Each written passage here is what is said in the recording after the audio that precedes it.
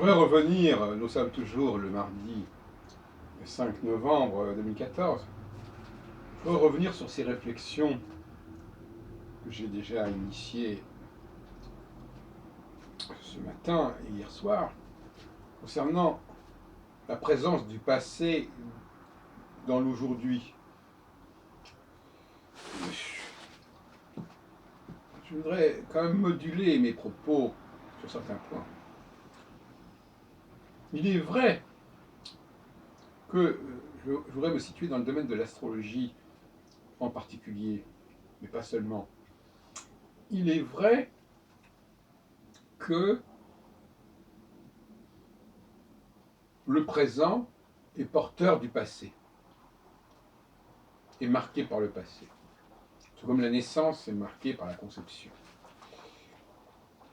Et donc, même quand on ne connaît pas celui qui a conçu, celui qui a fécondé une femme, on peut le reconnaître par l'enfant qui naît, par son ADN, par son visage, etc.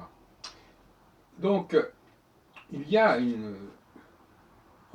même si le passé disparaît, en tant que tel, il se perpétue. Maintenant, si on prend le cas de l'astrologie, les choses sont plus compliquées que cela. Parce que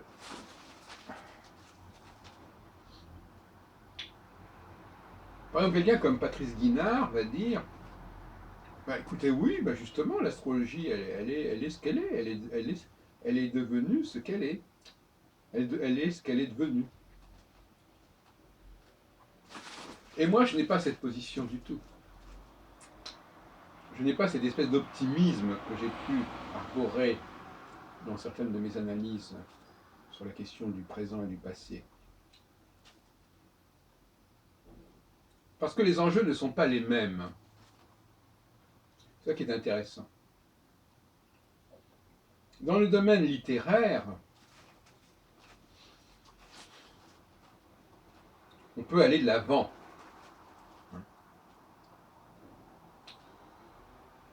Dans le domaine des langues, le problème se pose déjà de manière plus subtile.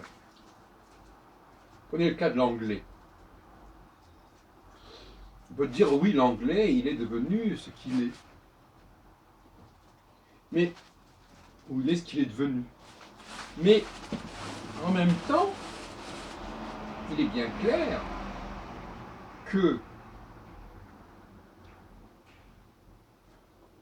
l'anglais initial, sa structure originelle, elle a disparu. Elle a été noyée, cas de le dire, par l'apport, notamment du français, et un apport qui n'a pas été bien géré par les Anglais, qui était assez catastrophique. Donc, on peut avoir, si on se situe sur le plan non plus littéraire, mais sur le plan technique et sur le plan scientifique, à ce moment-là, les choses sont totalement différentes. Or, pour moi, la langue est une technique. C'est un outil. Et un outil qui fonctionne plus ou moins bien. Et on peut vouloir réparer cet outil pour le rendre aussi efficace que possible, plutôt que de se contenter d'adjuvants, d'additions, de palliatifs, d'expédients, etc., qui ont pu permettre de se servir de cet outil tout en trahissant l'esprit et la lettre.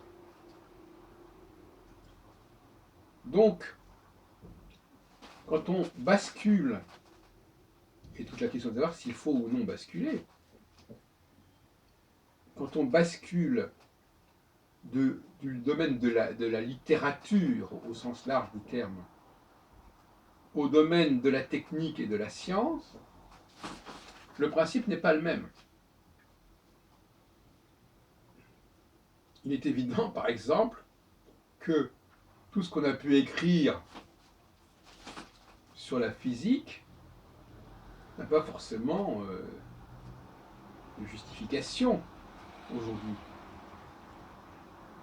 On ne va pas accepter tout ce qui a pu être écrit, alors qu'on peut accepter tout ce qui a pu être écrit dans le domaine du roman, voire même dans le domaine de la philosophie, parce que nous ne sommes pas en face de système.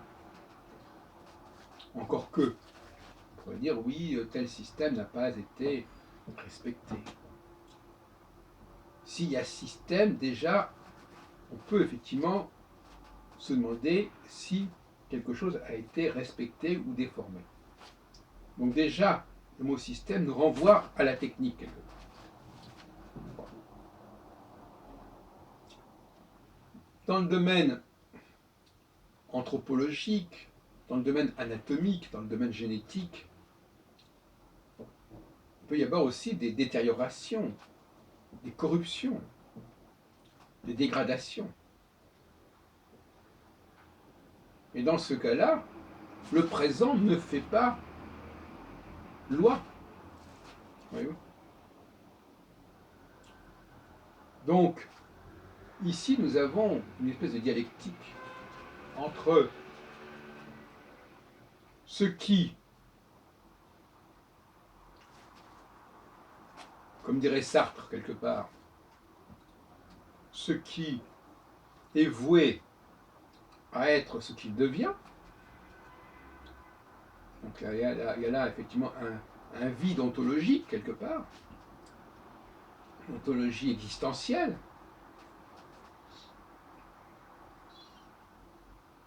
Et ça, c'est tout le domaine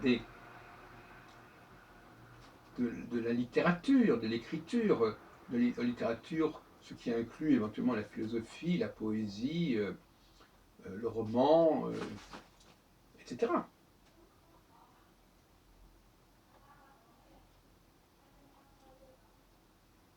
Des représentations successives, des modes successifs. Et puis il y a le domaine de la technique, où, alors dans le cas par exemple des voitures, on peut penser qu'on n'a pas besoin d'aller voir ce qu'était la voiture d'origine ou l'avion d'origine pour faire de l'industrie de la voiture et de l'aviation. On peut supposer que ça a été transmis, que les principes des pionniers ont été améliorés, ont évolué, mais qui n'est pas nécessaire. On n'a pas perdu la clé, de ce que c'est qu'une voiture ou un avion.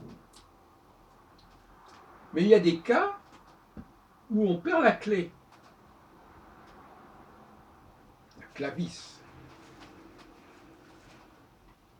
Et là, quand la clé s'est perdue, force est de chercher à retrouver cette clé. C'est-à-dire à retrouver la construction initiale, l'esprit d'origine. Et dans le cas de l'astrologie, notamment, il semble bien que la clé de l'astrologie, les clés de l'astrologie, pour revenir à l'intitulé de mon ouvrage, mais enfin c'est une plaisanterie, puisque c'est paru dans la collection Les Clés. Donc c'est pas moi qui donnais le titre de Les Clés pour l'astrologie. Chez Ségard 176. Mais la clé de l'astrologie, elle s'est perdue, comme dirait Guénon. Et par conséquent, il faut la retrouver. Et dire, comme dit Patrice Guinard dans son manifeste, je crois, qui est issu de sa thèse de doctorat de 1993, il y a 20 ans, que l'astrologie ne peut pas être autre chose que ce qu'elle est devenue,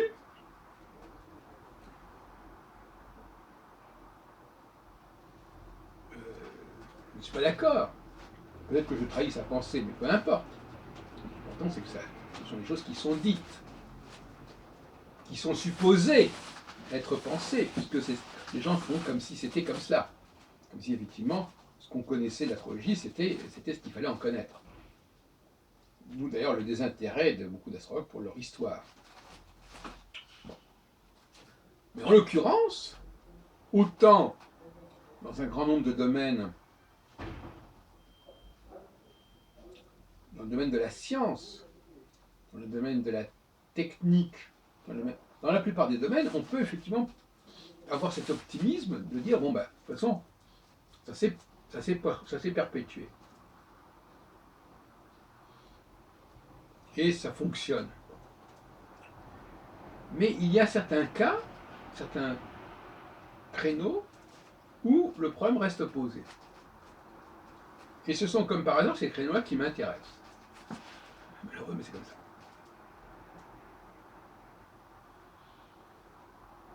Par exemple, la question juive, est-ce qu'on sait, est-ce qu'on a compris ce qu'était le peuple juif? Et même à la limite, est-ce qu'on a compris ce qu'était le christianisme? Et là, il faut parfois remonter très haut dans le temps. Mais en même temps, c'est à partir du présent que je peux faire l'archéologie qui va me conduire au passé. Et non pas en essayant d'accéder à des archives qui sont disparues, qui sont inaccessibles. Sauf à pratiquer la médiumnité et l'accès aux annales akashiques. Et dans le cas des langues, c'est un domaine un petit peu bâtard, hybride. À la fois, les langues sont vivantes, donc elles avancent, elles évoluent, elles sont utiles. Mais en même temps, comme diraient les philosophes, la philosophie analytique, les langues sont formatrices. Les langues, comme dirait Chomsky, correspondent à une exigence intérieure, à une programmation intérieure. Et peut-être qu'elles sont plus ou moins appropriées, peut-être qu'elles ont dévié, peut-être qu'elles sont corrompues. Je crois beaucoup à l'idée de corruption des langues. Et je crois aussi qu'en ce cas-là, moi je ne reste pas les bras croisés, je pense qu'on peut réformer les langues. Et sérieusement. Bon. Donc ça c'est un débat. Et un autre sujet, c'est bien entendu le cas de l'astrologie. C'est-à-dire, le cas de l'astrologie, c'est-à-dire, faut-il réformer l'astrologie? Non pas en tenant compte des nouvelles découvertes astronomiques, selon le postulat selon lequel l'astronomie serait la clé de l'astrologie, ce qu'elle n'est que très accessoirement et très épisodiquement. Et en réalité, elle est même, je dirais même que l'astronomie est certainement la cause de la dégénérescence de la pensée astrologique et de la structure de l'astrologie. Donc voyez-vous que le problème n'est pas résolu. C'est en étudiant les effets négatifs de l'astronomie sur l'astrologie qu'on peut peut-être éventuellement reconstituer l'astrologie des origines. C'est assez amusant, mais je crois que c'est comme ça qu'il faut procéder. Donc procéder à l'inverse de ce que font les astrologues. L'astronomie est un repoussoir. L'astronomie, justement, c'est quelque chose qu'il faut évacuer de l'astrologie.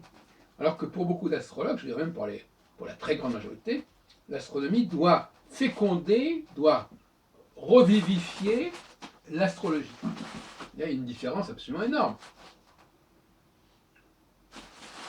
Voilà, donc, voyez-vous, tout dépend des domaines.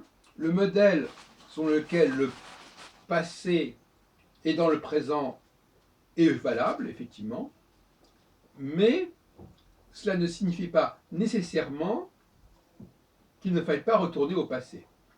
Au contraire, puisque le passé est dans le présent, à partir du présent, je peux retrouver le passé.